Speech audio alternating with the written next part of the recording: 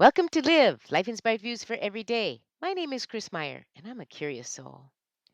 In the book, Finding Your Third Place How to Rebuild and Transform Our Communities, Dr. Richard Kite wrote, "It's in conversation that we find belonging." Hmm.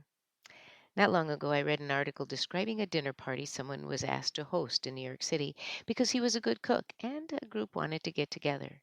He agreed and put some flourishing touches in the event besides the delicious food. He had a question that each person was supposed to answer. This event took on a life of its own and has grown to be a sought after experience. People sign up for meals at his home. There are a limited number that can come and a price for participation. The food is extraordinary, but the most memorable thing is the way the guests, who rarely know each other, build community during the meal. There are currently, get this, 4,000 people on the waiting list. I knew immediately that was a shtick for me. We recently had some friends over, and so I decided to try the idea out. At one point, fairly early on in the party, I held up a yellow glass bowl and explained that there were questions inside it. I passed it around and asked each one to pick a folded piece of paper inside with a question on it. Could look at the question, but if they didn't like their question, they could trade it with anyone in the group. We did this until everyone was satisfied. Then someone volunteered to be the first to answer the question on their paper.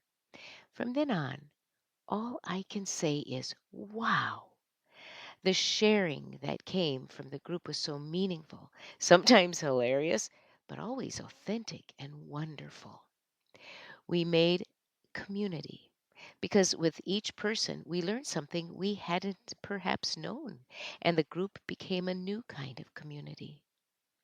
Here are some sample questions that I made up for that day. Who were you like during your senior year of high school? Who is the person who can really get you laughing? What do you like about this time of your life? What is something most people in this group don't know about you, and what is something you might want to learn to do yet? Did you have an impacting relationship with one of your grandparents, a teacher, or someone else other than your parents? What is your favorite hobby and what started your interest in it? These questions don't need to be deep, but they can be. The magic comes in the telling, and often the questions following the telling that leads to rich conversation. My husband Donnie gave me a book called Power Questions by Andrew Sobel and Jerry Panis. It's filled with ideas on building relationships through the art of the question. Asking questions, thoughtful questions, in search of understanding is a pathway into knowing someone, even sometimes a person you have been around for a long time. It's okay to be the first one, to lead the way, asking the question. And everyone then will experience the magic in the deepening of relationships. On Saturday, with the daytime temperature at 12 degrees, I stood on the sidewalk of a busy street in our city to protest. It was a wonderful moment of building community. My new stranger friends are Bridget, Sarah, Shannon, Abby, Melissa, and Jeff.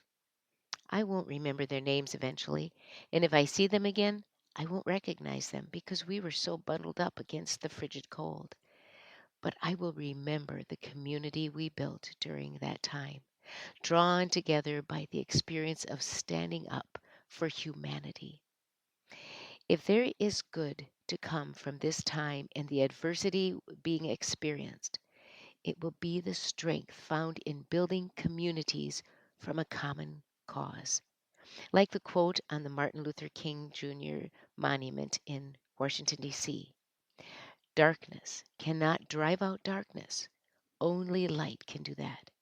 Hate cannot drive out hate. Only love can do that.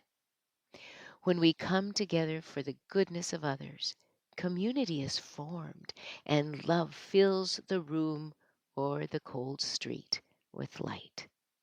We feel more courage when we come together in community. When we can talk over our fears and our questions, we can feel the love that comes from that gathering. In finding your third place, Dr. Kite describes them as places that nurture our souls and make up the bedrock of our communities.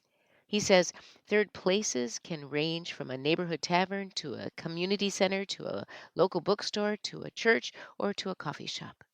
They are the critical gathering spaces where friendships are formed, relationships are nurtured, and the tapestry of community is woven. Hmm.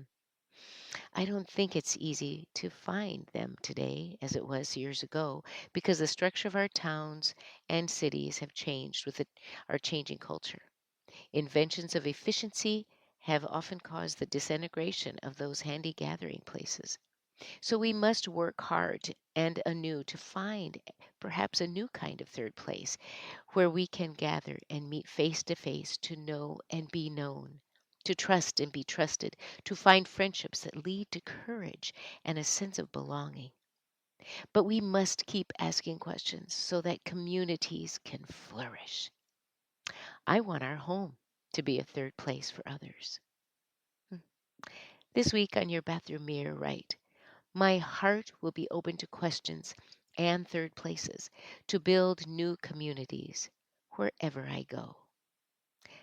Join me next Monday for Live, Life Inspired Views for Every Day. I'm Chris Meyer, and I'm a curious soul.